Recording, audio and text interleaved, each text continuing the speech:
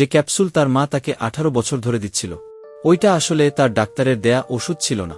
যখন তার মা রাতে আবারও তাকে ওষুধ দেয়, সে কোনো কিছু না বলেই চুপচাপ সেটা খেয়ে নেয়ার নাটক করে। তার মা চলে যাওয়ার সাথে সাথে সে জলদি ওষুধটা মুখ থেকে বের করে নেয়।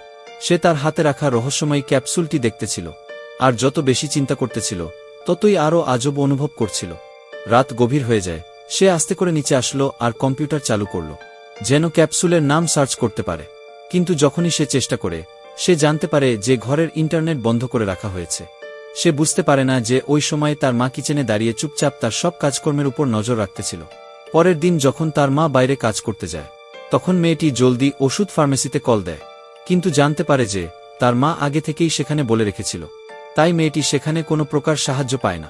মেয়েটির কাছে কোনো উপায় ছিল না, তাই সে একটা র্যান্ডম নাম্বার ডায়াল করে আর অপর পাশে থাকা লোকের কাছে ওষুধের নাম ইন্টারনেটে সার্চ করার জন্য অনুরোধ করে। যখন লোকটি বলল যে ওই লাল ক্যাপসুলটা হার্টের রোগের চিকিৎসা করানোর জন্য, তখন মেয়েটি একদম আতঙ্কিত হয়ে যায়, কেননা যে ক্যাপসুল সে নিচ্ছিল সেটা লাল ছিল না। এবার মেয়েটি দ্রুত তার মায়ের সাথে দুপুরের খাবার খাওয়ার বাহানা করে মুভি দেখতে যাওয়ার প্ল্যান করল। যখন মুভি অর্ধেক শেষ হয়, তখন সে বাথরুমে যাওয়ার বাহানা করে আর সুযোগ পেয়েই সিনেমা হল থেকে বের হয়ে দ্রুত সামনে থাকা ফার্মেসির দিকে যেতে লাগে।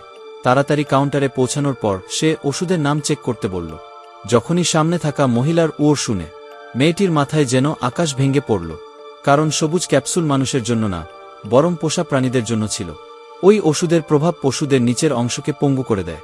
তখনই তার মা অনেক দ্রুত ওখানে পৌঁছায় আর মেয়েটিকে চুপচাপ একটা ইনজেকশন দিয়ে দেয়। যখন মেয়েটির জ্ঞান ফিরে, তখন সে টেবিলের উপর খাবার রাখা দেখতে পায়। সে দ্রুত দরজা খুলতে যায়, কিন্তু দেখে যে দরজা বাইরে থেকে বন্ধ ছিল। সে জলদি চাবি নিয়ে তালা খোলার চেষ্টা করে, কিন্তু কিছুই হয় না। সে বুঝতে পারল যে দরজা বাইরে থেকে আটকানো আছে। এরপর সে জানালা খুলল আর বাইরে উকি দিল। সে আগে একটু খাবার খেয়ে নিল যাতে একটু শক্তি পায়। এরপর মুখে পানি ভরে নিল আর নিজের হাতিয়ার নিয়ে জানালার বাইরে বের হয়ে গেল। ধীরে ধীরে হামাগুড়ি দিয়ে সে তার মায়ের রুম পর্যন্ত পৌঁছায়। তারপর সে সোল্ডারিং আয়রন দিয়ে কাছে ফুটো করল। এরপর মুখ থেকে পানি ছুঁড়ে মারল, যার ফলে কাচ সাথে সাথে ভেঙে গেল। কিন্তু যখনই মেয়েটি রুমে ঢুকে